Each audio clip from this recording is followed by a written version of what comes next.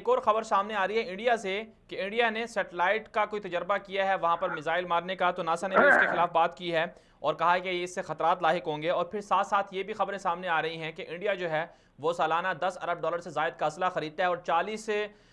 50% असला है वो इसराइल से खरीदता है। और आपने ये देखा होगा कि अजीब इत्तेफाक है कि नेतन्याहू भी ग्रेटर इसराइल के मंसूबे पर कारबंद है और मोदी जो है वो भी ग्रेटर इंडिया के मंसूबे पर, और उनकी जो जमात है उसका भी नजरिया ये है कि हिंदुस्तान जिस तरह से माजी में था बड़ा, इसी तरह बड़ा होना चाहिए। ग्रेटर इंडिया और ग्रेटर इसराइल दोनों का मंसूबा, दोनों के अंदर मुआफ़क़त एक तरह से है और दोनों के साथ जो है आलमी ताकतें पुष्पनाई भी कर रही हैं। तो आपके ख्याल में इंडिया का ये जंगी जुनून जो है खित्ते में, इससे बदअमनी और अदम इस्तेहकाम तो हो ही रहा है, तो इससे पाकिस्तान को क्या मुकाबला करना चाहिए कि ग्रेटर इंडिया ग्रेटर इसराइल ये दोनों खतरनाक हैं पाकिस्तान के लिए?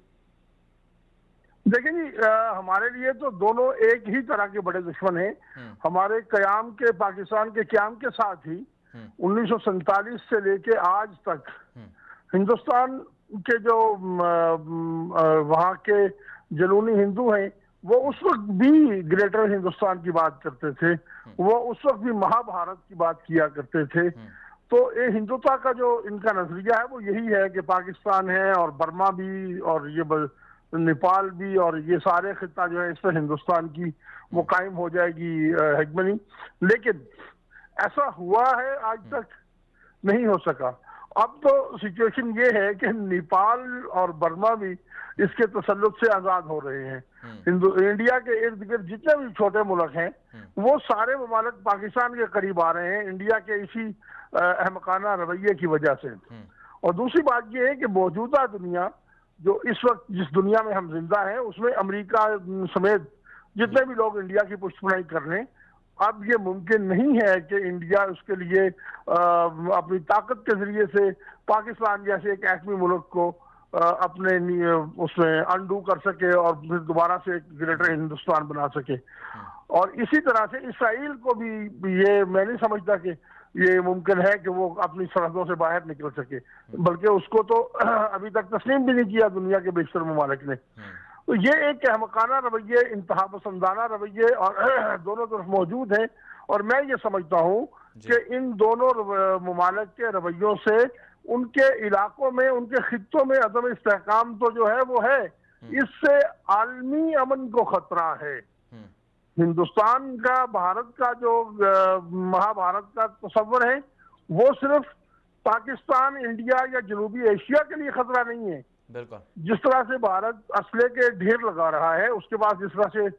नाकस किस्म का, इस पे आप किसी वक्त और बात करें तो हम डिटेल दे सकते हैं कि दुनिया का नाकस तरीन एटॉमिक वेपन जो है वो इंडिया के पास मौजूद है और दुनिया के नाअहल तरीन लोगों के पास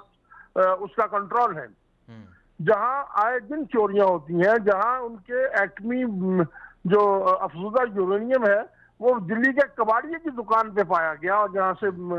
चंद साल पहले की बात है ये। तो इस तरह का गैर जिम्मेदार, और फिर लीडर भी उनके मोदी जैसे गैर जिम्मेदार हैं। तो ये सिर्फ पाकिस्तान इंडिया के लिए नहीं है मसला, साथ चाइना भी मौजूद है और फिर ये पूरी दुनिया के लिए खतरा है कि खुदा ना खास्ता यहाँ से एक चिंगारी उठे तो पूरी दुनिया को जला के भस्म कर सकती है। ऐसा ही कुछ मामला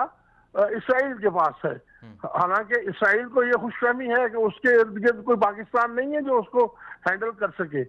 लेकिन उसके इर्द गिर्द भी बहुत बड़ी आबादी मौजूद है और वहां भी इसी तरह का मामला है, वहां भी इसी तरह की गैर जिम्मेदाराना क़यादत है जो पूरे खित्ते को आग में झोंक सकती है। तो हम ये समझते हैं कि अमेरिकी अपने असला बेचने के शौक में इंडिया और इसराइल जैसे दो पालतू गुंडे जो पाल रहे हैं, ये दरअसल उनकी इंसानियत दुश्मनी है। ये इंसानियत के साथ जुल्म होने जा रहा है कि ये दो इस किस्म के गैर जिम्मेदाराना किस्म के ममालिक जो है इनके यहाँ असले के ढेर लगाए जा रहे हैं। और इसका इलाज, जहाँ आपके सवाल का दूसरा हिस्सा कि पाकिस्तान को क्या करना चाहिए, तो पाकिस्तान को वही करना चाहिए जो पाकिस्तान कर रहा है कि अपने वसाइल के अंदर रहते हुए बाहर से असला खरीदारी के जुनून में इंडिया का मुकाबला हम नहीं कर सकते। ना हमारे पास इतना फालतू बजट मौजूद है और ना ही इसकी कोई जरूरत है। हम जिस तरह से पाकिस्तान तहम्मुल के साथ अपने वसाइल में रहते हुए अपने हथियार और अपनी तमाम जरूरियात में खुद कफालत की तरफ जा रहा है और पाकिस्तान का जो दिफाई निज़ाम में इस वक्त दुनिया के बेशतर ममालिक के साथ हमारा इश्तराक अमल है, चाइना के साथ है, रशिया के साथ भी हम मिलकर काफी सारे दिफाई प्रोजेक्ट कर रहे हैं, तुर्की के साथ मिलकर कर रहे हैं, अजरबैजान के साथ मिलकर कर रहे हैं, सऊदी अरब के साथ मिलकर कर रहे हैं। तो ये एक नेटवर्क है, ये हमारे दोस्त हैं, ये हमारा एक मुआशरा है, भाईचारा है। हम एक दूसरे के दिफा के लिए एक दूसरे के साथ तामुन कर रहे हैं। तो यही पाकिस्तान को करना चाहिए, और मैं समझता हूँ कि पाकिस्तान की पॉलिसी दिफा के हवाले से बेहतरीन है, और यही इंडिया का बेहतरीन जवाब है। हमने देख भी लिया, पूरी दुनिया ने देख लिया, ये फरवरी के आखिरी 2 दिनों में जो एक 3 दिन की जंग हुई है, कि इतनी बड़ी एम्पायर खड़ी करने के बावजूद इंडिया की नाक रगड़ी गई, और पूरी दुनिया ने देखा